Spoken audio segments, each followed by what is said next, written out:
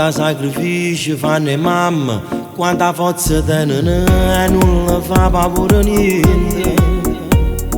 Vivono sempre con un sorriso, pure se ma qualche volta che sta vita fa paura. Sono sempre presente e troppo sempre, non si fanno mai capire se stanno male veramente.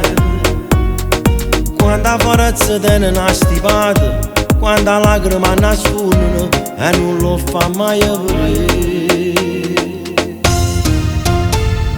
Quanta sacrificio che hanno fatto per questi figli, fanno pure padre, sanno che lo consiglio.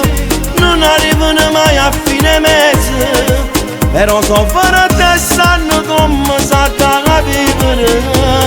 Suoi protagonisti non si fermano un istante, fanno sempre tutto che non fa mancare niente.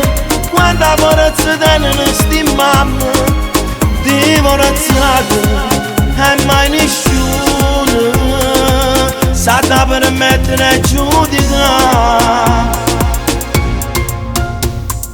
Quanta cosa fanno in da casa, non si fermano un istante, stanno sempre a fare servizi.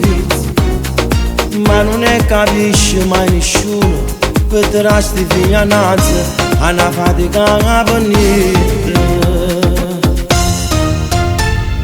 Quanta sacrificio che hanno fatto per questi figli, fanno pure padre, sanno che lo consiglio.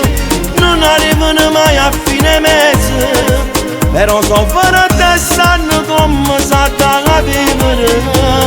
Suoi protagonisti non si fermano un istante, fanno sempre tutto che non fa mancare niente. Quanta forza tengono sti mamme, divorazzate e mai nessuno sa da permettere e giudicare. Non si lamentano mai, che stanno sempre a sentire, eppure si sta malata, tengono sempre un pensiero, come se fosse sti guerrieri.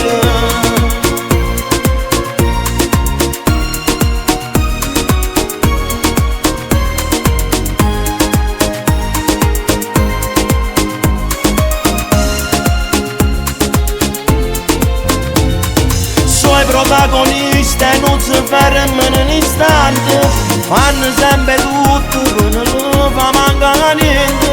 Quanta forza tengono sti mamme, divorazzate e mai nessuno sa da permettere e giudicare.